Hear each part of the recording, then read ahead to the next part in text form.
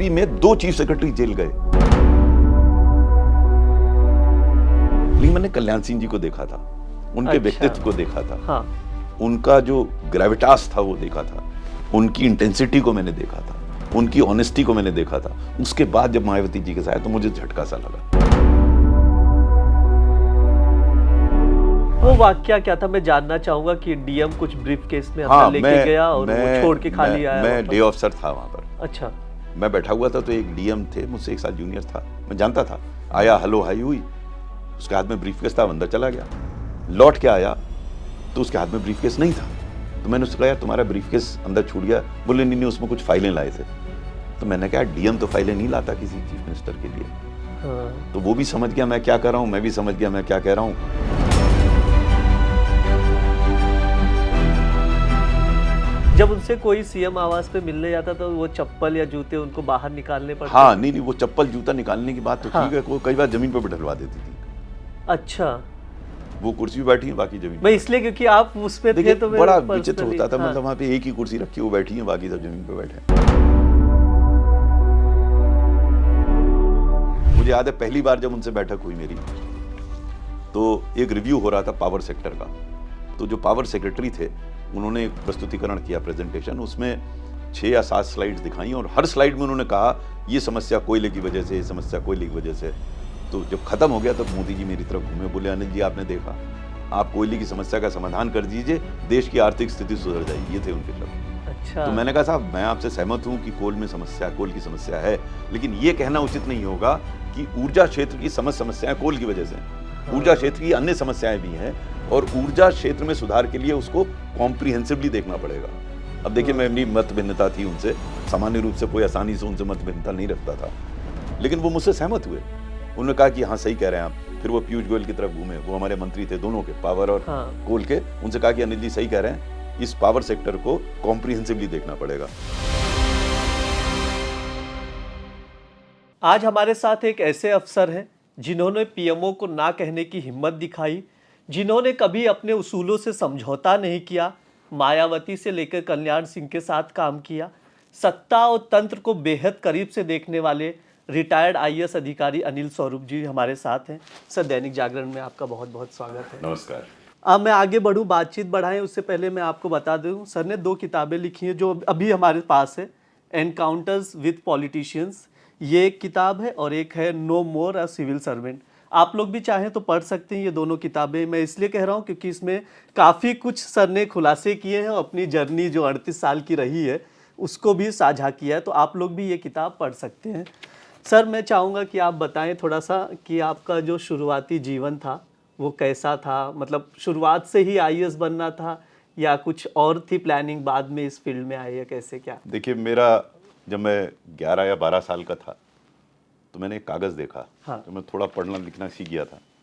तो उस कागज़ में मेरे पिता ने बनाया था कि मैं आने वाले वर्षों में क्या पढ़ूंगा, कैसे पढ़ूंगा और कैसे आईएएस अफसर बनूंगा। हाँ।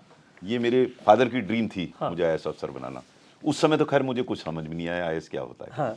बट धीरे धीरे जब मैंने उसके बारे में जानकारी की और मुझे मालूम हुआ, तो मैंने जो अपने पिता का सपना था वो अपना सपना बना लिया और काफ़ी शुरू से ही मैं इसकी तैयारी करने लगा। तैयारी से मेरा तात्पर्य ये नहीं है कि मैं किताबें पढ़ने लगा इसमें आने हाँ जी जी। जो अब भी मैं जो नए एस्पिरेंट्स को बताता हूँ कि मैंने कुछ उन एस्पेक्ट्स को अपना डेवलप किया। हाँ। जो मुझे अंततः तैयारी करने में लाभ हुआ। जैसे मैंने प्रयास किया कि मैं सामान्य रूप से जानकारी रखूं अपने पास में, पड़ोस में, देश की, विदेश की।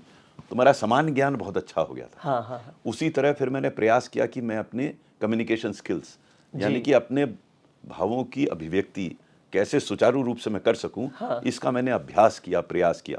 क्योंकि जब मैं कक्षा 12 में था, हाँ। तो मेरे पास साइंस के सब्जेक्ट थे, फिजिक्स, केमिस्ट्री, मैथ्स। ओके। तो भाषा को सुधारने का समय नहीं मिलता था। हाँ। जो साइंस साइड के पढ़े हुए हैं वो जानते होंगे कि ज़्यादा समय नहीं मिलता भाषा के लिए।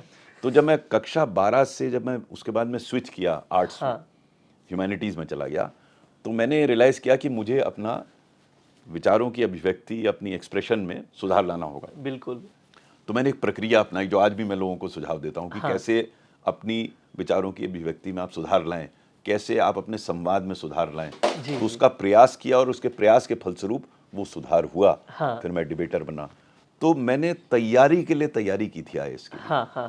जब फिर एक्चुअली तैयारी करनी पड़ी कि पुस्तकों को पढ़ना पड़ा आईएएस के लिए, तो मुझे उतनी कठिनाई नहीं हुई जैसा मैं देखता हूँ आजकल लोगों को कि बिल्कुल पगलाए रहते हैं उसमें, हाँ है ना। हाँ मुझे उतना नहीं, मैं मेहनत तो मैंने की लेकिन थोड़ा आसानी से हो गया क्योंकि फंडामेंटल्स मैंने अपने स्ट्रॉन्ग कर सुधार लिए, स्ट्रॉन्ग कर हाँ, लिए थे। बिल्कुल। तो ऐसे फिर मैं कहाँ आईएएस से में, तैयारी की, इलाहाबाद से मैंने कहाँ से? स्कूलिंग तो मेरी लखनऊ में थी। हाँ हाँ उसके बाद उस समय इलाहाबाद यूनिवर्सिटी मानी जाती थी जहाँ से बहुत आईएएस अफसर आते थे, हाँ तो मैंने वहीं जाके एडमिशन लिया और वहीं जाके तैयारी होके मैंने एग्ज़ाम दिया। पहले वर्ष यानी कि वर्ष 1989 में हाँ जब कोठारी कमीशन रिपोर्ट नई नई आई थी, हाँ तो पहले वर्ष में मैंने एग्ज़ाम दिया, तो उस वर्ष मैं पुलिस सर्विस में आया ओके। और उसके अगले वर्ष फिर मैं आईएएस में आया, अच्छा, पहली बार में आईपीएस फिर फिर आईएएस। आईएएस में। अच्छा, वैसे ही एक चीज़ मैं जानना चाहूँगा कि बाद में बहुत से ऑफिसर पास होने के बाद कहते हैं कि 18 घंटे 20 घंटे 2-2 3-3 दिन कंटिन्यू पढ़ते, क्या ऐसा सच है नहीं, कुछ ऐसा? देखिए सबका अपना नज़रिया है, हाँ, सबका अपना तरीका है। हाँ, मैंने तो कभी इतना नहीं पढ़ा, पढ़ता था हाँ, ये हाँ 8-10-11 घंटे में पढ़ता था। जब एग्ज़ाम के लिए तैयारी कर रहा था इतना पढ़ता था, लेकिन ये रात को ना सोना और दिन भर लगातार हाँ पढ़ना, हाँ देखिए वो उसका तरीका वही है। होता क्या है कि जो फंडामेंटल्स हैं यानी कि जो कॉम्प्रिहेंशन है, समझ आपकी, अगर आपकी समझ ठीक है तो वही पृष्ठ जिसको आप 4 बार पढ़ के समझेंगे 1 बार पढ़ के समझ जाएंगे। हाँ तो अगर आपने कॉम्प्रिहेंशन अपना सुधार लिया, जो कि आजकल भी मैं एस्पिरेंट्स को बताता हूँ, हाँ तो वो सुधारा जा सकता है। हाँ इसमें समय लगता है, ये 1 साल में नहीं होगा। हाँ कॉम्प्रिहेंशन को सुधार में 2-3-4 साल लगेगा, हाँ धीरे धीरे होगा। अपनी वोकैबुलरी इंक्रीज कीजिए। उसके बाद विश्लेषण, अगर आपकी एनालिटिकल स्किल्स हैं, अगर आप विश्लेषण की आपने पहले से ही आदत डाल ली है, तो फिर आपको एग्जाम के लिए अलग से तैयारी नहीं करनी बिल्कुल, पड़ेगी, हाँ। और ये हो भी नहीं सकता 1 वर्ष में। और तीसरा, जैसे मैंने बताया, कम्युनिकेशन स्किल्स, अभिव्यक्ति, हाँ। संवाद। अगर आपकी कम्युनिकेशन ठीक है, समझ ठीक है, विश्लेषण ठीक है, तो फिर आपको एग्जाम में उतनी समस्या नहीं आएगी। अच्छा, किस तरह के टास्क दिए गए थे जब आपने एज अ ऑफिसर ज्वाइन किया? तो पहले शुरू में जैसा होता है अफसर को कि ट्रेनिंग के बाद आपको सब डिविजनल मैजिस्ट्रेट बनाते हैं। अच्छा मतलब डिस्ट्रिक्ट मैजिस्ट्रेट होता है, हाँ। उसके नीचे हर सब- सब डिवीजन में सब ओके। Division magistrate. तो उस सब डिवीजन का आप काम करते हैं, उसमें रेवेन्यू से, तहसील से रिलेटेड कार्य होता है, लॉ एंड ऑर्डर से रिलेटेड काम होता है, डेवलपमेंट से रिलेटेड काम होता है। तो विभिन्न प्रकार के कार्य होते हैं, वो आप जो डिस्ट्रिक्ट मैजिस्ट्रेट डिस्ट्रिक्ट लेवल पे करता है, हाँ। वो आप तहसील लेवल पे, सब डिवीजन लेवल पे आप करते हैं। आप करते हैं। अच्छा सर, मैं अब थोड़ा सा आपकी जर्नी की ओर चलूँगा। 38 साल की जर्नी है, काफ़ी लंबी रही है। ऐसा कभी आपको लगा कि कभी आईएएस का ऑफिसर्स का दबदबा ज़्यादा है, कभी ऐसा लगा कि नेता लोग ज़्यादा डोमिनेट कर रहे हैं आईएएस ऑफिसर पे? ये जो प्रेशर एक क्रिएट होती है। देखिए, शुरू में मैं बहुत क्लियर नहीं था दिमाग में हाँ कि नेता की क्या भूमिका होगी, मेरी क्या भूमिका होगी।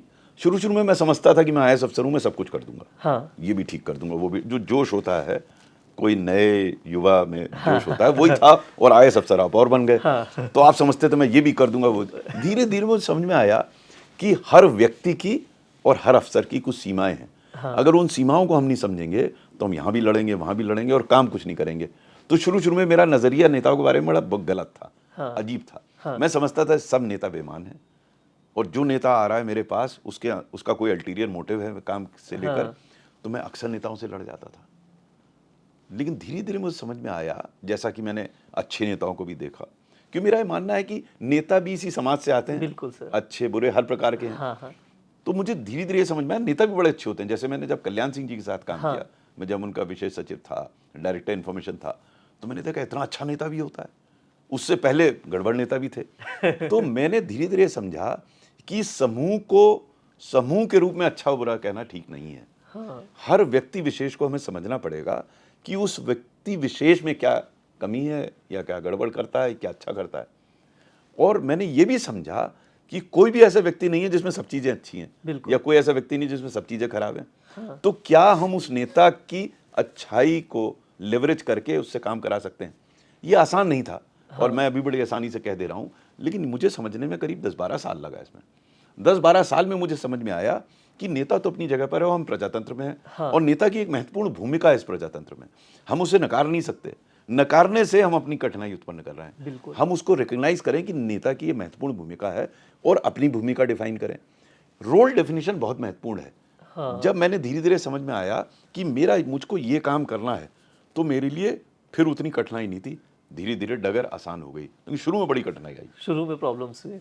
वैसे सर एक चीज़ जानना चाहूँगा मैं, भ्रष्टाचार के बहुत सारे आरोप लगते हैं, तो मैं चाहूँगा कि आप ही बताएं, क्या आईएएस अधिकारी भी भ्रष्ट होते हैं? देखिए, जो मेरे सामने ऐसा कोई संपर्क नहीं हुआ हाँ, कि मुझसे किसी ने ऐसी बात कही हो जिससे मैं कह सकूं यहाँ भ्रष्टाचार है। हाँ। एक आध जरूर इंस्टेंसेस हैं हाँ। जिसको मुझे लगा कि ये कुछ गड़बड़ कर रहा है, अच्छा। लेकिन मेरा कोई डायरेक्ट अनुभव नहीं था।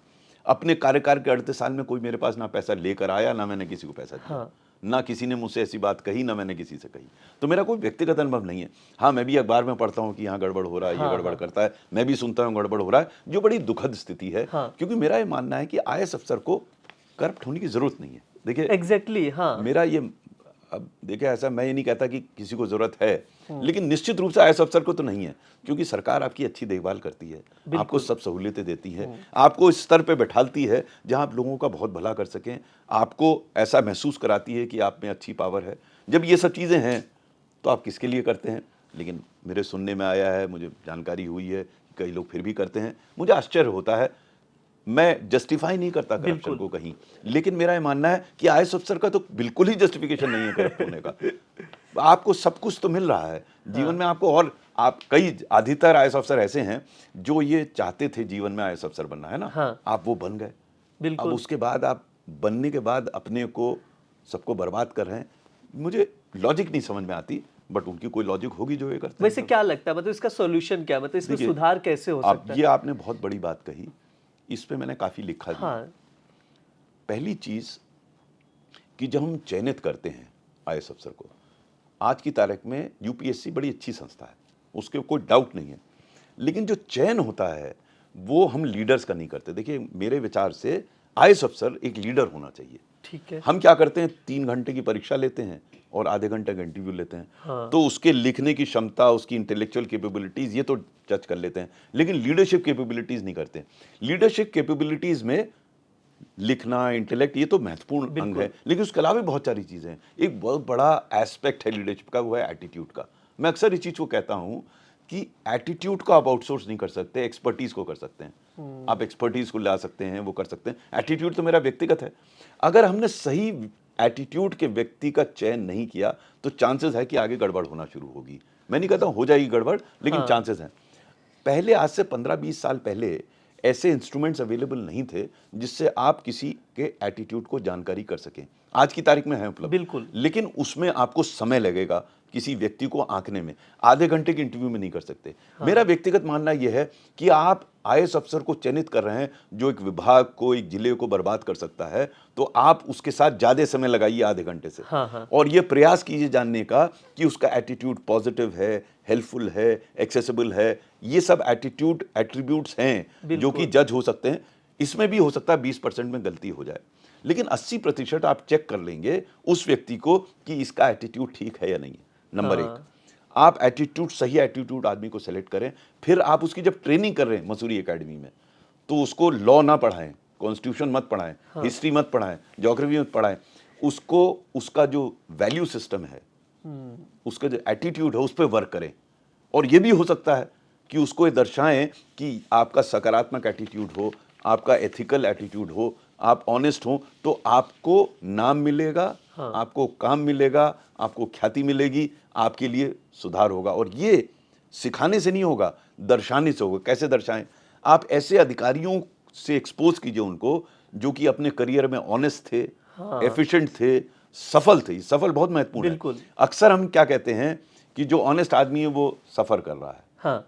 उसको नुकसान हो रहा है, और जो डिसऑनेस्ट आदमी है मजे में है, तो आदमी समझता है यार वो तो मजे में, तो मैं वो भी हो जाऊं। ऐसा वास्तविकता में नहीं है। मैंने अपनी पुस्तक लिखी है, ethical dilemma of civil servant, वहां कई ऐसे उदाहरण दिए हैं कि अनेक ऐसे अधिकारी हैं जो कि ऑनेस्ट थे, एफिशिएंट थे और सफल थे। हाँ। उन अधिकारियों को एकेडमी में ले जाकर बाकी जो ट्रेनी है उनसे बात कराएं, उनको समझाएं कि हम ये ज्ञान की बात नहीं कर रहे, हम प्रैक्टिकल बात कर रहे हैं कि ये सब अधिकारी ऑनेस्ट रहे, एफिशिएंट रहे और सफल रहे, आप भी ये बन सकते हैं। फिर जब वो ट्रेन होके आते हैं, बाहर निकलते हैं, तो फिर उनको हम कैसे ट्रीट करते हैं ऑफिसर को। तो एक पूरा चैप्टर मैंने लिखा है, जो आपकी पुस्तक रखी है यहाँ पर, उसमें पूरा चैप्टर लिखा है कि इसमें क्या व्यवस्था बनाई जाए। सो मेरा ये मानना है कि आईएएस अफसर का चयन से लेकर, ट्रेनिंग से लेकर, उनका पोस्ट ट्रेनिंग, जो ट्रीटमेंट है उससे लेकर, उनकी मेंटरशिप से लेकर हाँ। व्यवस्था बनाई जा सकती है, जिससे कई आईएएस अफसर को, जो फेंस सिटर्स हैं, जो निर्णय नहीं ले पा रहे जी। कि इधर जाऊं या उधर जाऊं, Agree। उनको हम संभाल के काम करा सकते हैं। मायावती और मुलायम सिंह के साथ आपने काम किया था? मैं मायावती के तो सचिवालय में था, मुलायम सिंह जी के सचिवालय में और नहीं था, कल्याण लेकिन सिंह के साथ कल्याण सिंह के सचिवालय कैसा में। रहा अनुभव आपका? बड़ा अलग अलग भिन्न प्रकार हाँ, का हाँ, अनुभव था। कल्याण सिंह जी के साथ तो मजा आ गया। अच्छा। मुझे आज भी वो जो समय उनके साथ बीता 1.5 वर्ष का, बहुत ही अच्छा मतलब बीता। सबसे अच्छा कल्याण सिंह जी के हाँ, साथ बहुत कुछ सीखने को मिला। मैं हाँ। नया नया था, 10 साल की सेवा थी, 10-11 साल की, और मैंने देखा कि ऐसा भी नेता हो सकता है।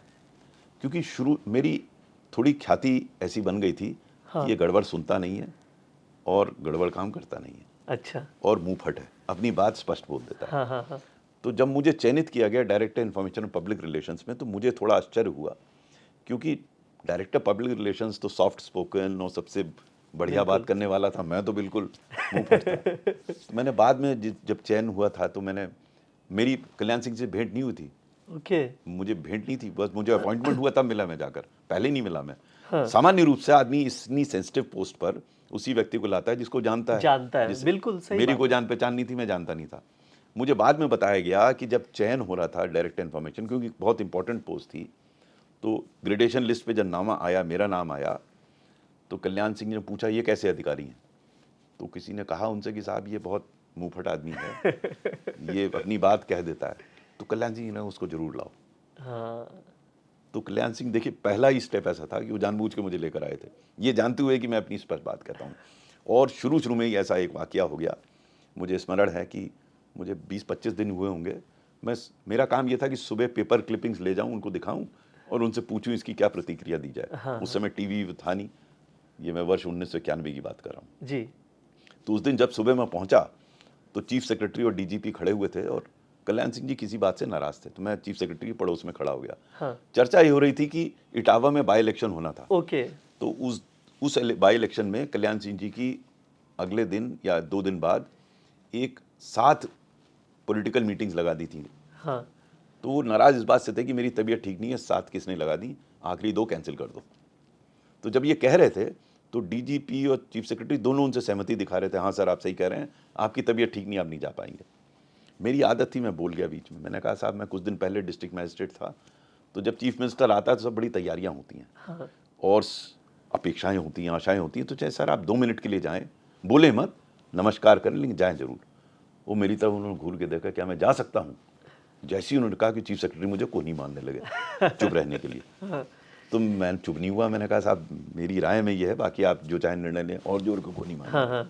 तो 10 सेकंड बाद कल्याण सिंह मेरी तरफ फिर घूमे, बोले अनिल जी आप सही कह रहे हैं, मुझे जाना चाहिए। जैसे ही उन्होंने कहा, चीफ सेक्रेटरी ने अपना हाथ पीछे खींचा, हाँ सर बिल्कुल सही कह रहा है। अब देखिए, मैं इसे भूल गया था। हाँ हाँ। मैं इस वाक्य को भूल गया था, ये मैंने अपने एनकाउंटर्स विद पॉलिटिशियन में लिखा है। जब दोबारा चीफ मिनिस्टर बने कल्याण सिंह जी, क्योंकि बीच में बाबरी मस्जिद गिरी, फिर सब हुआ, उसके बाद दोबारा बने चीफ मिनिस्टर 1997 में। जब दोबारा चीफ मिनिस्टर बने, तो उनका फोन आया मेरे पास, अनिल तुम मिलने नहीं आए मुझसे। तो मेरी आदत थी, मैं किसी नेता के पास मिलने नहीं जाता जब तक बुलाए ना। हाँ। तो मैंने कहा नहीं सर, आप अभी मुख्यमंत्री बने हैं, आप व्यस्त होंगे, जब खाली होंगे तो मैं आ जाऊँगा। बोले नहीं अभी आ जाओ। मैं चला गया। जब मैं कमरे में घुसा उनके, तो कहते हैं मैं तुम्हें अपना सचिव बनाना चाहता हूँ। हाँ। तो मैंने कहा ठीक है। बोले पूछोगे नहीं क्यों बनाना है? मैंने कहा आपने सोच समझ के निर्णय लिया होगा। नहीं बैठो। मैं बैठ गया वहाँ पर। तुम्हें वो याद है? ये याद है तुम्हें? उनको याद था ये। बताइए। मैंने एक पुस्तक जो लिखी है एनकाउंटर्स पॉलिटिशियन, मैं हर दिन एक डायरी लिखता था, एक पन्ना लिखता था। हाँ। और ये चौथी पुस्तक, जब मैं डायरी ऐसी पलट रहा था तब मेरे दिमाग में आया, इसमें तो बड़े अच्छे इंस्टेंस हैं, इसको पुस्तक में बना दें। इसमें जिस दिन कल्याण सिंह से मैं सेकंड टाइम मिला था, जब दोबारा मुख्यमंत्री बने, उस दिन ये दर्शाया मैंने इंसिडेंट। जिस दिन हुआ था उस दिन नहीं दर्शाया। उस दिन नहीं। हाँ। उसका कारण ये था कि मैं तो भूल गया था उसे, कल्याण सिंह जी को याद था। तो एक नहीं, मैंने कई दृष्टांत दिए हैं कि वो इतने टॉल नेता थे, और बड़ा कभी कभी मुझे लगता था ये नेता कैसे हैं, क्योंकि बिल्कुल स्पष्ट बात कहते थे। हाँ। हर विषय को गंभीरता से सोचते थे, ऐसा नहीं कि तुरंत कह दिया, सोच के तब बोलते थे। और वो उत्तर प्रदेश का भला करने का पूरा प्रयास कर रहे थे, बिल्कुल कमिटेड थे। तो इतना कमिटेड, इतना क्लियर हेडेड, इतना ऑनेस्ट पॉलिटिशियन मैंने देखा, तो मैंने कहा यार ऐसे भी पॉलिटिशियन है। तो ये मेरा अनुभव रहा कई वाकई मैंने अपने पुस्तक में लिखे हैं उनके बारे में। बाबरी विध्वंस के समय भी आप वहीं पर मैं उस दिन ऐसा था कि बाकी सब लोग तो अयोध्या में थे, हाँ। कल्याण सिंह जी अपने घर पे थे। हाँ। संडे का दिन था। हुआ क्या था उस दिन, मतलब? कुछ नहीं, मैं जब घर पे पहुंचा तो अकेले बैठे हुए थे। हाँ। मैंने पहली बार उनको अकेले बैठे हुए देखा, वरना कोई ना कोई रहता था आसपास, क्योंकि बाकी तो उनसे ऐसी चर्चा हो रही थी, थोड़े परेशान दिख रहे थे वो। हाँ। फिर खबर आई कि बाबरी मस्जिद गिर गई, तो उसके बाद जो उनका चर्चा हुई उनकी लाल कृष्ण अडवाणी जी और भैरव सिंह शेखावत जी से फोन पे हुई। हाँ। इतने नाराज थे वो, दोनों को सुनाई उन्होंने कहा मैंने आपको कहा था कि इतने लोगों को इकट्ठा मत कीजिए, मैं इसका समाधान निकाल रहा था, मैं इसका समाधान निकाल लेता, अब देखिए ये गिर गई है। हाँ। तो बहुत ही नाराज थे उस दिन, क्योंकि वो नहीं चाहते थे बाबरी मस्जिद। मेरा समझ बड़े क्लियर है, लोग इसमें प्रश्न करते हैं, मैं तो उनके साथ था उस समय, फर्स्ट हैंड मैंने देखा कि कितने नाराज हुए। मेरे विचार से वो नहीं चाहते थे कि बाबरी मस्जिद को इस तरीके से विध्वंस किया जाए। हाँ। उनका अपना नजरिया था, उनका जो सोल्यूशन था वो मैंने पुस्तक में लिखा है। वो अल्टीमेटली जो सुप्रीम कोर्ट ने कहा वही उनका सोल्यूशन था। अच्छा। वो वहाँ माइनॉरिटीज कम्युनिटी से बात कर रहे थे कि भाई देखिए, एक चर्चा में मैं था, वो समझा रहे थे देखिए आप लोग 12 साल से यानी कितने साल से वहाँ नमाज नहीं पढ़ रहे, हाँ। तो आपके लिए तो मस्जिद है नहीं वो। बिल्कुल।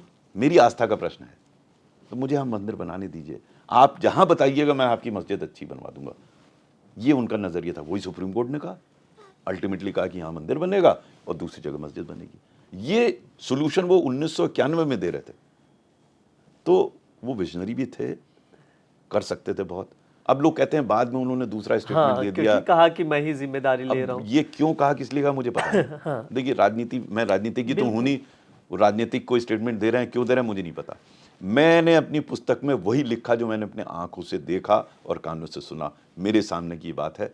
तो मैं उसी निष्कर्ष पे पहुंचा कि शायद कल्याण सिंह जी इस प्रकार से विध्वंस नहीं चाह रहे थे। शायद यही वजह थी, इस्तीफा तक दे दिए। नहीं, वो उन्होंने मुझसे कहा, मैं मुझसे कहा कि अनिल कागज लाओ, और मेरे सामने उन्होंने हाथ से इस्तीफा लिखा, बाद में ऊपर टाइप हुआ। उन्होंने लिखा कि जो भी हुआ है उसका पूर्ण उत्तरदायित्व मैं लेता हूँ। आज के जमाने में ऐसे कोई नेता नहीं मिलेंगे? कहेगा, कोई नहीं कहेगा। उन्होंने पूरा रिस्पॉन्सिबिलिटी ली उसकी, और रिमार्केबल आदमी थे वो, मतलब कौन लेगा ऐसी रिस्पॉन्सिबिलिटी। सही बात है। हाँ। मायावती के साथ भी आपने काम किया है, कैसा रहा उनके साथ? समस्या ये थी कि शायद मैं मायावती जी के साथ सीधे काम करता था, इतनी समस्या नहीं आती। हाँ। लेकिन मैंने कल्याण सिंह जी को देखा था, उनके अच्छा। व्यक्तित्व को देखा था। हाँ। उनका जो ग्रेविटास था वो देखा था, उनकी इंटेंसिटी को मैंने देखा था, उनकी ऑनेस्टी को मैंने देखा था। उसके बाद जब मायावती जी के साथ, तो मुझे झटका सा लगा, क्योंकि मायावती जी बिल्कुल उनके विपरीत थी। अच्छा। जैसे कल्याण सिंह जी हर विषय को बड़े गंभीरता से चर्चा करके निर्णय लेती थी, ये फटफट लेती थी निर्णय। दूसरा, इनको अभी एडमिनिस्ट्रेशन का आइडिया नहीं था, पहली बार मुख्यमंत्री बनी हाँ। थी, उनको बहुत आइडिया नहीं था, तो बड़ा इंपल्सिव हर चीज होती थी। जैसे एक डीएम को सस्पेंड, वो डीएम को सस्पेंड कर देती, मीटिंग में ही सस्पेंड कर देती अरे थी, बाप रे। अनाउंस कर देती थी। तो इस टाइप की चीजें होती थी। और फिर मैंने व्यक्तिगत रूप से नहीं देखा, लेकिन कुछ ऐसे प्रकरण आए, मुझे लगा कि ऑनेस्टी में भी एक बहुत बड़ा क्वेश्चन वो मार्क। वाकया क्या था, मैं जानना चाहूंगा कि डीएम कुछ ब्रीफ केस में हाँ, अपना लेके गया और वो छोड़ के खाली आया मैं वापस? डे ऑफिसर था वहाँ पर। अच्छा। मैं बैठा हुआ था, तो एक डीएम थे, मुझसे 1 साल जूनियर था, मैं जानता था। आया, हेलो हाई हुई, उसके हाथ में ब्रीफकेस था, अंदर चला गया। लौट के आया तो उसके हाथ में ब्रीफकेस नहीं था। तो मैंने उससे कहा, यार तुम्हारा ब्रीफकेस अंदर छूट गया। बोले नहीं, उसमें कुछ फाइलें लाए थे। तो मैंने कहा, डीएम तो फाइलें नहीं लाता किसी चीफ मिनिस्टर के लिए। हाँ। तो वो भी समझ गया मैं क्या कर रहा हूँ, मैं भी समझ गया मैं क्या कह रहा हूँ। फिर मैंने उसको खूब सुनाई उनाई। कुछ पता चला था क्या मुझे था? पता, मैंने ना जानकारी करने की कोशिश की, मेरा कोई काम भी नहीं था। अब वो जाने, लेकिन मुझे दुख हुआ। जैसा आपने शुरू में एक प्रश्न किया मुझसे, डिसऑनेस्टी उसके हाँ बारे में। जी, बिल्कुल। मुझे कभी भी समझ में नहीं आया कि ऐसा व्यक्ति क्यों करता है। आईएएस अफसर कोई जरूरत नहीं है, बाकी का मैं कह ही नहीं सकता, मैं हाँ, बिल्कुल। लेकिन मैं क्योंकि आईएएस में खुद रहा हूं, आपको ये सब करने की जरूरत नहीं है। आप जिसको भी सफलता मानते हैं अपने जीवन में, उसको किसी तरीके से डिफाइन कर लीजिए, इसकी जरूरत नहीं है। इससे आप कुख्यात होते हैं, आपकी रेपुटेशन खराब होती है, और बाद में आपको परेशानी। मैंने कितने, देखिए यूपी में 2 चीफ सेक्रेटरी जेल गए। हाँ। अब उससे भी हम नहीं सीख रहे हैं, तो फिर किससे सीखेंगे? सो मेरा ये मानना है कि डिसऑनेस्टी की जरूरत ही नहीं है। मतलब ट्रांसफर का तो डर रहता है। ट्रांसफर में क्या फर्क पड़ना है? क्योंकि ये भी सुनने में आता है ऑफिसर्स ट्रांसफर्स को लेके थोड़ा सा। मैं आपको ये भी बता, हाँ हाँ हाँ। और सेवाओं का मुझे नहीं पता। मैंने आईएएस में देखा है कि हर पद महत्वपूर्ण है। अच्छा। भाई कौन सा पद है, मैं तो कई पदों पर रहा हूं। मुझे समझ में नहीं आया कौन सा महत्वपूर्ण है नहीं। ये हम व्यक्तिगत रूप से कुछ को महत्वपूर्ण हाँ, बना देते हैं, कुछ कुछ को को कम बना देते हैं। अरे आप हर जगह काम कर सकते हैं। हाँ। देखिए मुझे तो मजा ये आता था कि मुझे जहां कर देते थे मुझे वहां आनंद आने लगता था। हाँ, और काम करने का इतना मौका रहता था, वो काम करते थे। भाई आप किसी अन्य अगर सेवा में है तो ये हो सकता है कि आपको बिल्कुल बेकार पद पे बैठा दिया। मुझे तो समझ में नहीं आया कि कोई पद ऐसा है इसका जो खराब है। सभी पद बड़े और बढ़िया हैं। हाँ। आप जहां भी जाएंगे 10-12 साल के बाद हेड ऑफ द डिपार्टमेंट बनेंगे, जिसके लिए पूरा जीवन निकल जाता है किसी व्यक्ति का सर्विस में। आप 12 साल में हेड ऑफ द डिपार्टमेंट बन जाएंगे, डिपार्टमेंट में आप स्पेशल सेक्रेटरी बनेंगे। अरे आपको चाहिए क्या जीवन में? और हाँ, हर जगह आपको कोई ना कोई गाड़ी मिल जाएगी, घर मिल जाएगा, बिल्कुल। आपको क्या चाहिए जीवन में? लेकिन अगर आपकी आवश्यकताएं ऐसी हैं तो उसके लिए तो कुछ नहीं कहा जा सकता। हाँ। उसका तो कोई अंत ही नहीं है। बिल्कुल। मायावती पे बात हो रही थी तो एक जो काफ़ी खबर चलती थी इस चीज़ पे, मैं चाहूँगा आपसे क्लेरिफाई। जब उनसे कोई सीएम आवास पे मिलने जाता तो वो चप्पल या जूते उनको बाहर निकालने पड़ते हाँ, थे? नहीं, वो चप्पल जूता निकालने की बात तो हाँ। ठीक है, को कई बार जमीन पर बैठलवा देती थी। अच्छा। वो कुर्सी पे बैठी है, बाकी जमीन मैं पे। इसलिए क्योंकि आप उसमें थे देखिए तो मैं बड़ा विचित्र पर्सनली, होता था, हाँ। मतलब वहाँ पे एक ही कुर्सी रखी, वो बैठी है, बाकी सब जमीन पे बैठे हैं। तो ये मतलब मुझे, देखिए मैंने आपसे कहा ना, मुझे बहुत सारे वर्ष तो हुए नहीं थे सेवा के। जी, जी। मैंने कल्याण सिंह जी को देखा था, वो सबको इज्जत देते थे, बहुत बहुत इज्जत देते थे। मैं तो बहुत जूनियर था, हाँ, फिर भी बहुत इज्जत देते थे। सब अधिकारियों को, व्यक्तियों को इज्जत देते थे। वो मुझे मायावती जी में नहीं मिलता था। क्यों नहीं देती थी? वो या तो उनका नजरिया, बोलने का ढंग ऐसा था। मेरा ये मानना है कि आप जिस भी पद पे जाएं, जितने ऊंचे पद पे पहुंच जाए, रिस्पेक्ट देनी चाहिए दूसरे व्यक्ति को। आप रिस्पेक्ट देंगे तो आपको रिस्पेक्ट मिलेगी, और वो तब मिलेगी जब आप उस जगह पर नहीं बैठे होंगे। हाँ। ये मैं आईएएस अफसर को भी कहता हूं कि आप जब पद पे हैं तो आपके सब सलाम मारेंगे आपको। आपकी असली वक़्त तो आपके रिटायरमेंट के बाद मालूम पड़ेगी। बिल्कुल सही बात है। तो आप अगर इज्जत देंगे तो आपको बाद में इज्जत मिलेगी। तो इज्जत क्यों नहीं देते? हाँ, जब आप डीएम थे लखीमपुर में जी। तो मुलायम क्यों नाराज हो गए आपसे? नहीं, मुझसे नाराज तो कहना मैं नहीं कह सकता, हुए थे। अच्छा। इनमें से हुआ क्या था कि सब बड़ा बढ़िया चल रहा था। मेरी रेपुटेशन ऐसी थी कि जो गड़बड़ करेगा मैं बंद कर दूंगा। हाँ, और वो राम जन्मभूमि का प्रकरण चल रहा था, तो बड़ा टेंशन था। ओके। तो आसपास के सब जनपदों में कर्फ्यू लगा था। लखीमपुर में हमें जरूरत नहीं पड़ी कर्फ्यू लगाने की, क्योंकि सबको पता था ये बिना किसी भेदभाव के एक्शन ले लेंगे। अब हुआ ये कि एक किसी आदमी का मर्डर हो गया, तो वहाँ जो डिस्ट्रिक्ट का प्रेसिडेंट था रूलिंग पार्टी का, उस समय समाजवादी जनता पार्टी होती थी, मुलायम सिंह हाँ, जी, उन्होंने कहा कि मैं तो जनाजा निकालूंगा, फ्यूनरल प्रोसेशन। हाँ, तो इतनी चार्ज एटमॉस्फेयर, हमने कहा तो कम्युनल राइट हो जाएगा। मैंने उसे समझाया। हाँ, मैंने कहा भैया तुम्हारी पार्टी का ये है, राज चल रहा है, और यहाँ कम्युनल राइट होगा, सबकी बदनामी होगी। उन्होंने कहा नहीं साहब, निकाल लेंगे, हर जगह होते हैं इस टाइप के लोग। मैंने उसको बंद कर दिया। शाम को मुलायम सिंह जी का फोन आया, डीएम साहब आपने क्या कर दिया, हमारे अध्यक्ष जी को बंद कर दिया। 10 साढ़े 10 बजे रात को फोन आया। मैंने कहा हाँ साहब बंद किया, लेकिन ये कारण है, वो जनाजा निकालना चाह रहे हैं। सरकार सर आपकी है, और यहाँ कम्युनल राइट होगा, सबकी बदनामी है। नहीं, कोई तरीका निकालिए उनको छोड़ने का। मैंने कहा साहब आप बात कीजिए, उनको कहिए कि वो जनाजा ना निकाले, मैं छोड़ दूंगा। तो उन्होंने फ़ोन रख दिया। मैं समझा नाराज़ हैं। हाँ, हो सकता है नाराज़ हो सकता, मुझे पता नहीं। मैंने पत्नी से कहा भाई अगले दिन ट्रांसफ़र हो जाएगा, तो ऐसे ही है। सुबह मेरे पास फ़ोन आया कि वो व्यक्ति जो है, जो अध्यक्ष है, वो तैयार हो गया है जनाजा ना निकालने के लिए। मैंने तो छोड़ दिया। हाँ, मुझे कोई विरुद्ध था नहीं। मैं 2 महीने बाद उन्हीं चीफ मिनिस्टर ने मुझे हाँ, one of the finest district magistrate का अवार्ड दिया। बताइए। तो अब जीवन है, चलता जिस रहता है। चीज का आप जिक्र कर रहे थे शुरुआत में कि काम अच्छा करिए तो रिवॉर्ड भी मिलता है उसका। मैं देखिए ऐसा रिवॉर्ड के बारे में तो बड़ा सिंपल है, वो भी धीरे धीरे मुझे समझ हाँ। आया। देखिए रिवॉर्ड पे या रिजल्ट पे हमारा कोई अख्तियार नहीं है। वो है ना, कर्मण्येवाधिकारस्ते मा फलेषु कदाचन। अपना कर्म करिए, उसी में मजा लीजिए। बाकी तो अंततः क्या होना है, क्या नहीं होना, किसी को इस पे अख्तियार नहीं। हाँ। वैसे ट्रांसफर कितनी बार हुआ और कहाँ मैंने कहाँ? काउंट तो नहीं किया, लेकिन इसकी वजह क्या रही, मतलब? अलग अलग वजह थी। शुरू में जैसे पहली बार मेरा एसडीएम हरदोई में ट्रांसफर हुआ, क्योंकि मैंने एक एमएलए के अगेंस्ट एनएसए का केस बनाया था। ओके। तो उसने मेरा ट्रांसफर करा दिया। तो पहला ट्रांसफर वो हुआ। उसके बाद फिर हाँ। कोई मैंने संख्या नहीं बताई, एक बार और मेरा इस प्रकार से ट्रांसफर हुआ जब मैं रूरल डेवलपमेंट कमिश्नर था, या उससे पहले एक बार हुआ जब मैं सेक्रेटरी हॉर्टिकल्चर था। ओके। उसमें ट्रांसफर इसलिए हुआ कि जो मंत्री था हमारा बड़ा भ्रष्ट था।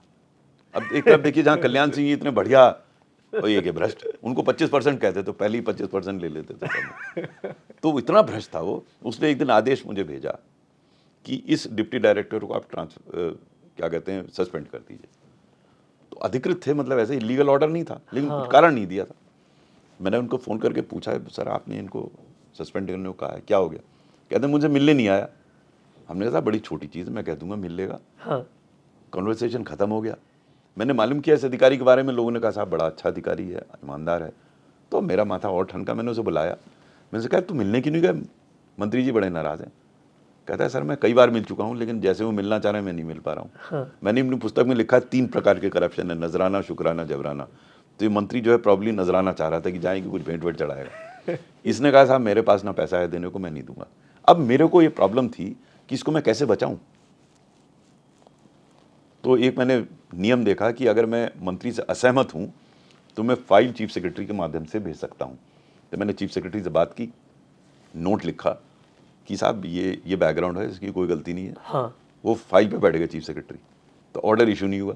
तो मंत्री ने मुझसे पूछा, मैंने कहा फाइल मंत्री चीफ सेक्रेटरी के पास है, तो वो जाके मुख्यमंत्री से मिल लिया। हाँ। और फिर मेरा ट्रांसफ़र हो गया। जब मेरा ट्रांसफ़र हुआ तो चीफ सेक्रेटरी बड़े अपसेट हो गए, बोले यार तुम उसको बचाने के चक्कर में तुम्हारा ट्रांसफ़र हो गया। मैंने साहब क्यों परेशान होते हैं, for a civil servant transfer is like death. जो होना है उसके लिए परेशान क्यों होना है सर, वैसे भी मैं हिंदू फिलॉसफी में विश्वास करता हूँ, मेरा पुनर्जन्म होगा ना, आप मुझे कहीं पोस्ट करेंगे मैं वहाँ जाके काम करूँगा। बिल्कुल, जिसको काम करना है तो कहीं वहाँ पर। काम हुआ। अब जिस संस्था में गया वहाँ भी एक इंटरेस्टिंग वाकया हुआ। हाँ। वो संस्था पिछले 6-7 साल से फाइनेंशियल लॉस में थी, स्टेट फाइनेंशियल कॉर्पोरेशन से। ओके। तो हम लोग ने प्रयास किया और उसमें रिकवर हुआ, और रिकवर होके वो बड़ा अच्छी संस्था बन गई। मतलब 1.5 साल में केस स्टडी है वो। हाँ, कैसे हाँ। उसको, उसमें क्या हुआ, उस समय जो चीफ सेक्रेटरी थी उनका मेरे पास फ़ोन आया। वो 2 पत्रकार थे, उसका भी एक पूरा चैप्टर मैंने किताब में लिखा है। हाँ। उन्होंने एक संस्था बनाई थी और कुछ गड़बड़ था, तो मैं एक्शन ले रहा था। तो उन्होंने कहा कि क्यों लेते हो एक्शन, ये करो वो करो। मैंने कहा साहब मैडम ये गड़बड़ है। उस पर फिर मेरा ट्रांसफ़र हो गया। तो इस तरीके से ट्रांसफ़र होते थे मेरे। तो रूरल डेवलपमेंट का मैं कमिश्नर था। हाँ। तो उन्होंने एक कार्यक्रम किया, वो रिव्यू करते थे हर रीजन में, और बड़ी तारीफ़ की उन्होंने। और अगले दिन सुबह मेरे पास फ़ोन आया कि 3 वीडियो को सस्पेंड कर दिए। मैंने कहा तो बड़ी तारीफ़ की थी। हाँ। बोले नहीं वो कोटा है, हर मीटिंग के बाद 2-3 लोगों को सस्पेंड कर। मैंने कहा जी मजाक है यार, बताओ मुख्यमंत्री को, ऐसे थोड़ी ना होता है। बोले नहीं सर वो तो। मैंने कहा देखो यार मैं नहीं करूँगा सस्पेंड। मैं जाके मुख्यमंत्री के प्रमुख सचिव से मिला, मैंने साहब मैं सस्पेंड नहीं करूँगा, मुझे आप ट्रांसफ़र कर दीजिए। मेरा ट्रांसफ़र हो गया। तो इस तरीके से मेरे कुछ ट्रांसफ़र्स हुए, लेकिन उसके बाद फिर ट्रांसफ़र्स मेरे अच्छे लंबे टेन्योर रहे। हाँ।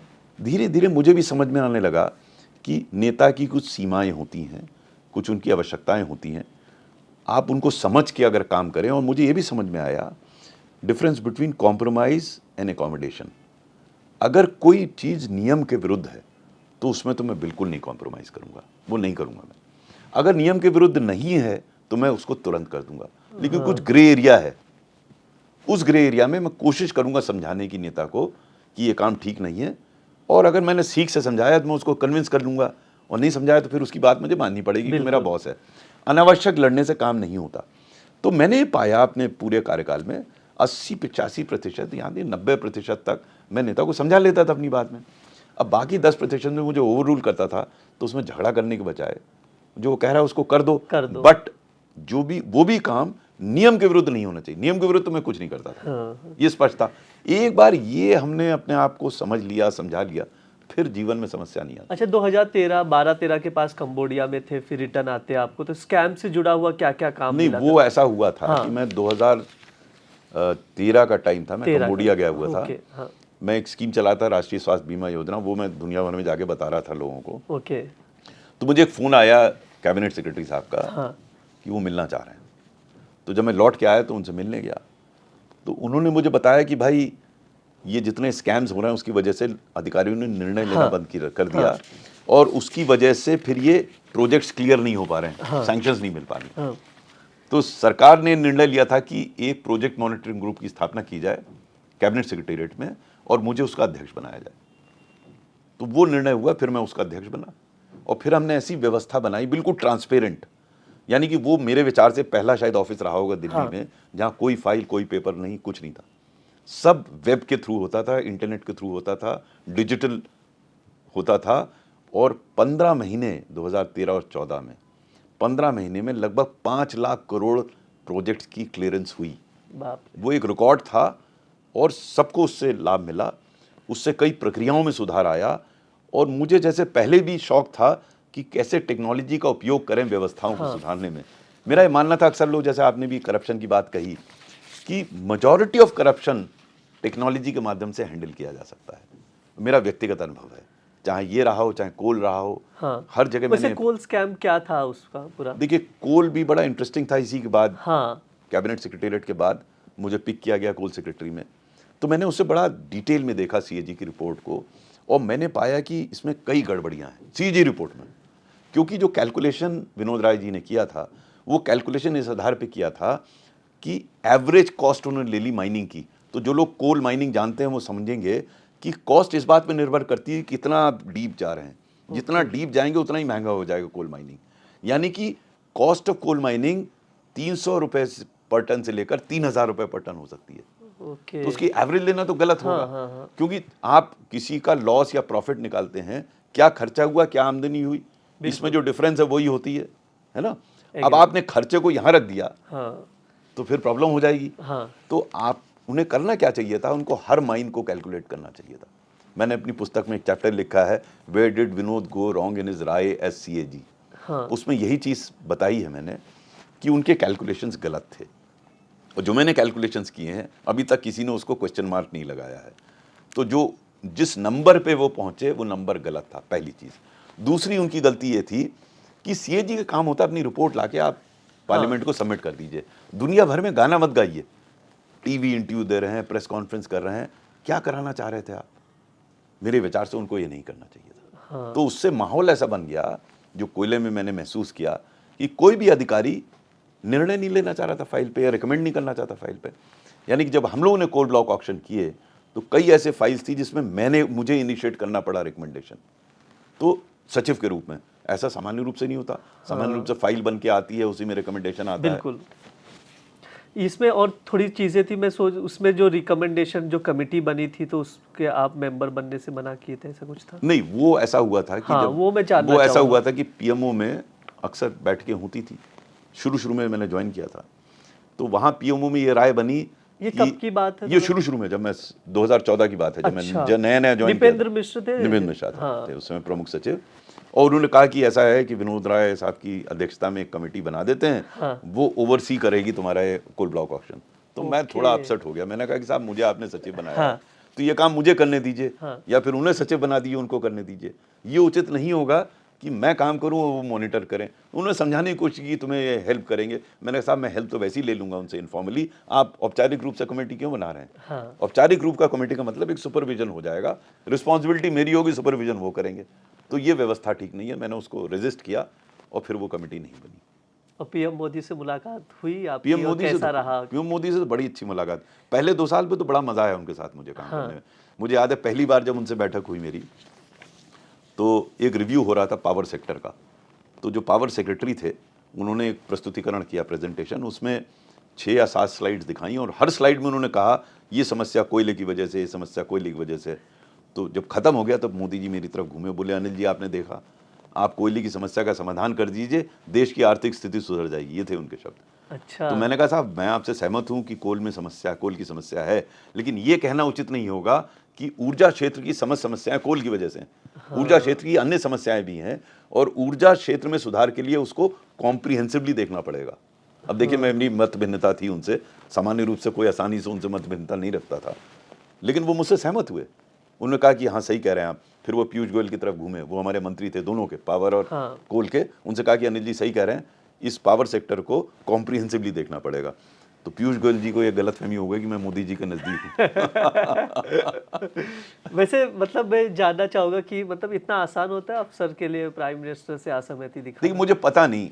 हाँ। मेरी आदत थी, मैंने आपको कल्याण सिंह जी का राय दी, मेरी आदत थी, अगर मेरा कोई मत है किसी विषय के बारे में, तो मुझे प्रस्तुत करूंगा, अपने तरीके से प्रस्तुत करूंगा। और मेरा ये भी मानना था कि अगर वो जो मेरा उच्च अधिकारी है या नेता है, अगर वो मुझसे ओवररूल करता है, फिर मैं उसकी बात मानूंगा। फिर मैं उस पर चिपका नहीं रहूंगा, जो मैं कह रहा हूं सही हूं। लेकिन मैं ये समझता हूं, आज भी समझता हूं, तब भी समझता था, कि हर अधिकारी को अपनी बात स्पष्ट रूप से रखनी चाहिए। उसका कारण यही है। अच्छा, अधिकारी अभी भी अधिकारी के पास उतना फ्रीडम है कि मोदी जी से ये व्यक्तिगत है।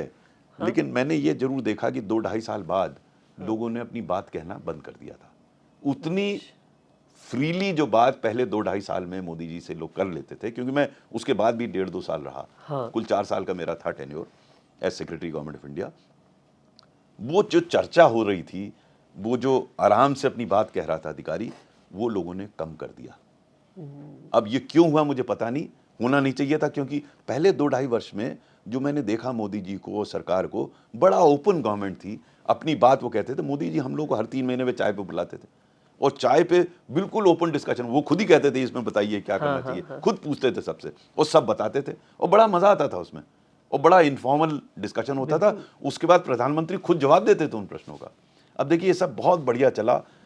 मुझे याद है मार्च या अप्रैल 2017 में जब सरकार को 2-2.5 साल हो गया था, तब जो बैठक हुई उसमें सब लोग बोले, नहीं सब लोग नहीं बोले, पहले कैबिनेट सेक्रेटरी बोले, उसके बाद सामान्य रूप से और लोग बोलते थे। 2-3 मिनट तक कोई नहीं बोला सचिव, फिर प्रधानमंत्री को खड़े होकर कहना पड़ा आप लोग बोल क्यों नहीं रहे हैं। तो एक ये सिग्नल चला गया था कि अब जो है बोलना शायद उचित नहीं होगा। ये सिग्नल मेरे विचार से ठीक नहीं था, क्योंकि पहले जिस हिसाब से बिल्कुल स्वच्छंद रूप से ओपन डिस्कशन होता था, उससे सबको लाभ होता था। बिल्कुल। वैसे एनडीए और यूपीए गवर्नमेंट में क्या डिफरेंसेस? देखिए एनडीए गवर्नमेंट तो और यूपीए गवर्नमेंट में, क्योंकि यूपीए गवर्नमेंट को भी मैंने क्लोजली देखा, वहाँ निर्णय नहीं होते थे आराम से, और हर मंत्री अपना झंडा गाड़े था, अपना अलग ढपली बजा रहा था। इसका दूसरा बिल्कुल ऑपोजिट अब है, निर्णय जल्दी होते हैं लेकिन हर चीज कॉन्सेंट्रेटेड है पीएमओ को। तो मैं अक्सर कहता हूँ इन दोनों के बीच में कुछ होना चाहिए। अब व्यवस्था ये थी जब मैं रिटायर हुआ उससे पहले, हर छोटी छोटी चीज के लिए पीएमओ जाओ। भाई क्यों? जैसे हमारे एजुकेशन सेक्रेटरी था, मैं एक प्रेस कॉन्फ्रेंस करनी थी हमें, एक सीबीएसई पेपर लीक की, उसके लिए हम गए बात करने के लिए पीएमओ। मैं तो मंत्री जी से कह रहा था साहब ये छोटी चीज है, हम लोग प्रेस कॉन्फ्रेंस कर लेते हैं। बोले नहीं पीएमओ चलो, और पीएमओ में गए तो उन्होंने कहा मुख्यमंत्री प्रधानमंत्री से पूछ लेते हैं। सो ये कॉन्सेंट्रेशन ऑफ डिसीजन मेकिंग ये ठीक नहीं है।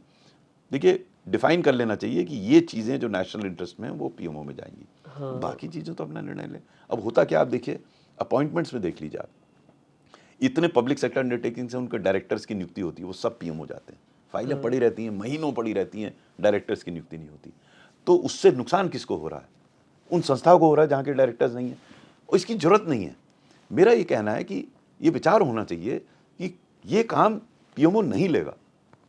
दूसरा, प्रधानमंत्री जी टेक्नोलॉजी में इतने इंटरेस्टेड हैं और उनमें बड़ा नाराज होते थे अगर डिले होता तो, दोनों चीजें।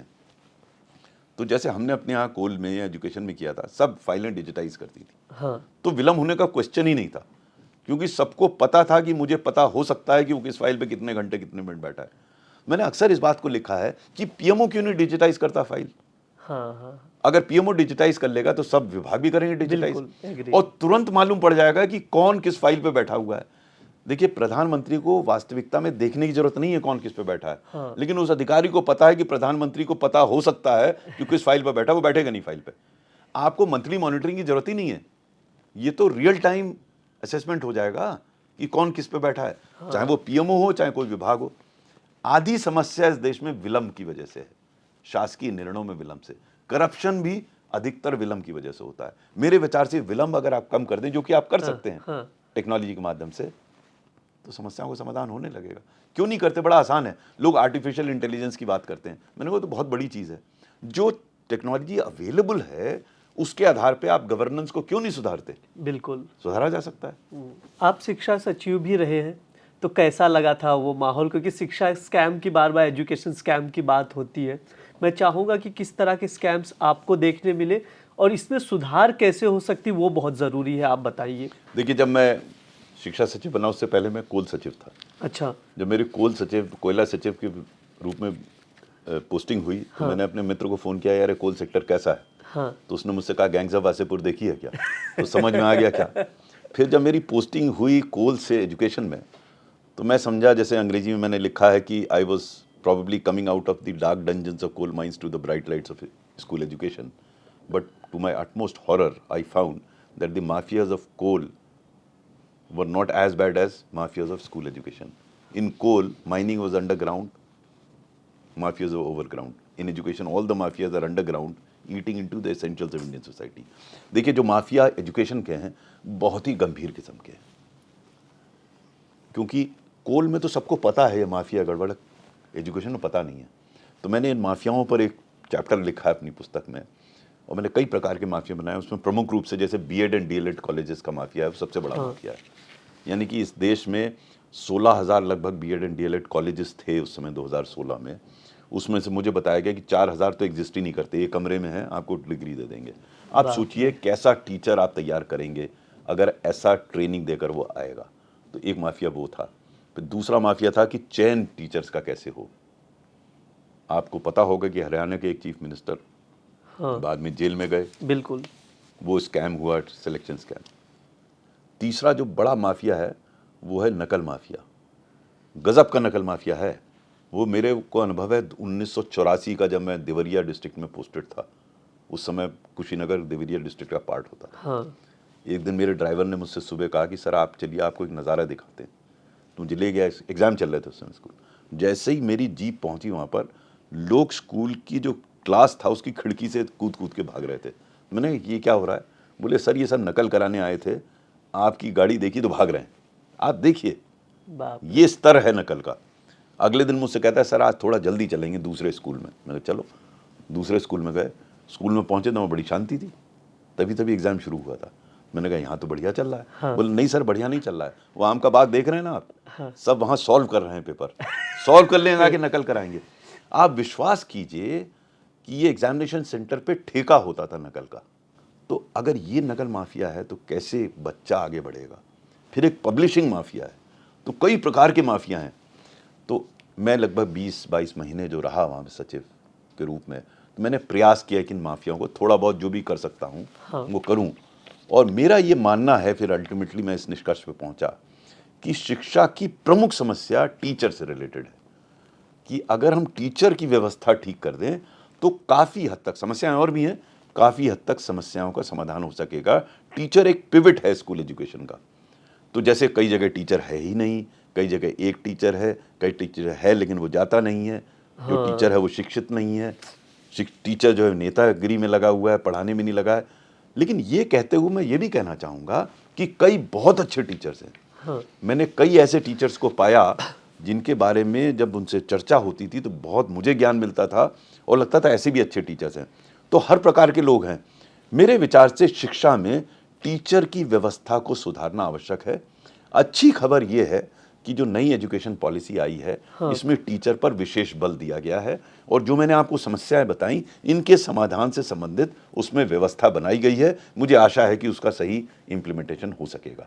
और योगी आदित्यनाथ से मुलाकात हुई आपकी? योगी आदित्यनाथ जी से हुई थी, इसे बीएड और डीएलएड कॉलेजेस के संदर्भ में। किस तरह मैं क्या कर रहा था कि मैं हर प्रदेश में जाके ये प्रयास कर रहा था कि कम से कम पॉलिटिकल लेवल पर लोगों को बता सकूं कि ये जो व्यवस्था अगर ठीक नहीं करेंगे तो शिक्षा का सुधार नहीं होगा। तो जब मैं योगी आदित्यनाथ जी से मिलने गया और मैंने उनको बताया कि साहब ये बीएड और डीएलएड कॉलेज की ये व्यवस्था है, तो उनके शब्द मुझे याद है। उन्होंने कहा कि अनिल जी आप सही कह रहे हैं, ये बड़ा दुरूह कार्य है, लेकिन मैं आपके साथ हूँ, मैं आपका सहयोग करूँगा। और ना केवल वहाँ, मेरे विचार से यूपी में शिक्षा के संदर्भ में बड़ा अच्छा कार्य हुआ है। वहाँ पे नकल लगभग रोक दी गई है।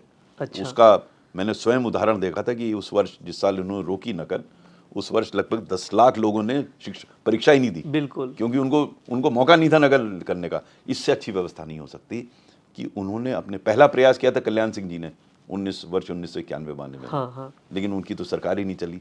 यहाँ इन्होंने नकल को रोकने का प्रयास किया है, तो अच्छे कई काम किए हैं यहाँ पर। आप स्कैम की बात कर रहे थे तो मैं थोड़ा सा आपसे हटके है टॉपिक, पूजा खेड़कर वाला मामला आपने देखा ही होगा जी। क्या लग रहा है यूपीएससी में भी गड़बड़ी हो जाती है? देखिए, मैंने अब तक जितना कहा आपसे और जितना बोला वो सब मेरा व्यक्तिगत अनुभव था। ये जो आप बात कह रहे हैं ये पढ़ी लिखी बात है। इसीलिए मैंने इसको बहुत विस्तार से इस पे परीक्षण नहीं किया है, ना मेरा व्यक्तिगत अनुभव है। लेकिन जो भी मैं आपको बताऊंगा वो जो पढ़ी लिखी बात है उसके आधार पर। देखिए, यूपीएससी एब्सोल्युटली अबव बोर्ड एक बॉडी थी, जैसी कि और संस्थाएं भी थी, इलेक्शन कमीशन, इन सब के बारे में हम लोगों को गर्व था। इन संस्थाओं का राजनीतिकरण नहीं हुआ है, इन संस्थाओं की में गड़बड़ी नहीं हुई है। लेकिन अब इन संस्थाओं के बारे में कुछ प्रश्न उठने लगे हैं। मैं नहीं कहता सही है गलत है, लेकिन प्रश्न निश्चित रूप से उठने लगे हैं। आज से कुछ वर्ष पूर्व इन संस्थाओं पे कोई प्रश्न भी नहीं उठाता था। अब ये प्रश्न सही हैं गलत हैं, उनका उत्तर क्या होगा ये व्यक्तिगत आपका मत हो सकता है बारे में, ये गड़बड़ है नहीं, लेकिन इस पे विचार करना आवश्यक है कि ऐसी संस्थाएं जिन पर हमें इतना गर्व था, उनके बारे में आज की तारीख में प्रश्न क्यों उठ रहा है? सीबीआई, ईडी, इसके ऊपर ये सब कोर्ट में भी ये सब चीजें चिंता चली। का विषय है। हाँ। अब मैं उस पर अपना ये मत नहीं देना चाहूंगा सही हो रहा गलत हो रहा, ये तो हर का मत हो सकता है, लेकिन द फैक्ट कि उन पे प्रश्न उठ रहा है, ये ही चिंता का विषय है, क्योंकि ये संस्थाएं अब बोर्ड होती थी, यूपीएससी, इलेक्शन कमीशन, आज की तारीख में लोग इन पे अनेक प्रश्न उठा रहे हैं, जो कि निश्चित रूप से चिंता का विषय है। एक आखिरी सवाल है आपसे, समय हो चुका है। जब रिटायरमेंट हो जाती, चाहे जजेस हो या ब्यूरोक्रेट्स हो, तो जो पद ले लेते हैं उसके बाद क्या लेना उचित लगता है? देखिए, मेरा ये मानना है कि अगर किसी का चाहे अनुभव- राजनीति में भी चले जाते हैं। मैं हाँ। ये कह रहा हूं, अगर किसी का अनुभव है, उसका रिटायरमेंट के बाद उपयोग करने में नुकसान नहीं है। अच्छा। अनुभव का उपयोग होना चाहिए, समाज का अंग है, लेकिन किस प्रकार से हो रहा है महत्वपूर्ण है। अगर कोई कॉन्स्टिट्यूशनल पोस्ट पर है, हाँ। जज है या इलेक्शन कमीशन में है, ये कॉन्स्टिट्यूशन पोस्ट है, बिल्कुल। उनको पद नहीं लेना चाहिए, क्योंकि उस पद की गरिमा में अंतर पड़ता है। यानी कि उसको वो प्रलोभन के रूप में देख सकता है कॉन्स्टिट्यूशनल पोजीशन में। जहां तक नॉन कॉन्स्टिट्यूशनल पोजीशन में है, वहां मेरा मानना है कि पद लेने में नुकसान नहीं है, लेकिन उसकी चयन की प्रक्रिया होनी चाहिए। यदि जिस व्यक्ति को रिटायरमेंट के बाद पद मिल रहा है, वो एज ए प्रलोभन मिल रहा है, यानी कि वो उसको दिया जा रहा है, तब प्रॉब्लम हो जाएगी। हाँ। अगर उसकी प्रक्रिया ऐसा कर दें कि वो बिहोल्डन ना हो, उसको महसूस ना हो कि इस व्यक्ति की वजह से मुझे मिला है, तो प्रॉब्लम नहीं होगी। अगर किसी व्यक्ति विशेष के रूप से उसको मिल रहा है, तो वो रिटायरमेंट के पास आते आते झुकना शुरू कर देगा, क्योंकि उसको ध्यान होगा कि रिटायरमेंट के बाद इस व्यक्ति से मुझे कुछ लाभ मिल सकता है। बिल्कुल। वो चिंता का विषय है। बहुत बहुत धन्यवाद सर, हमसे बात करने के लिए और अपनी चीज़ें साझा करने के लिए। मैं फिर आपसे कहूँगा कि जितनी चीज़ें सर बता पाए, क्योंकि वीडियो है, ज़्यादा नहीं, तो आप लोग और ज़्यादा अगर जानकारी जानना चाहते हैं कि सर की जर्नी में क्या क्या चीज़ें रही, किस किस तरह से जो मुख्यमंत्री मिले उनके साथ कार्यकाल कैसा रहा, तो ये आप दोनों किताब पढ़ सकते हैं, मैं दिखा भी दे रहा हूँ। और भी इसमें बहुत सारे खुलासे देखने को मिल जाएंगे, क्योंकि ये वीडियो है तो इसमें ज़्यादा बातें हो नहीं सकती, एक लिमिट होती है। और आप लोग देखते रहिए दैनिक जागरण। शुक्रिया।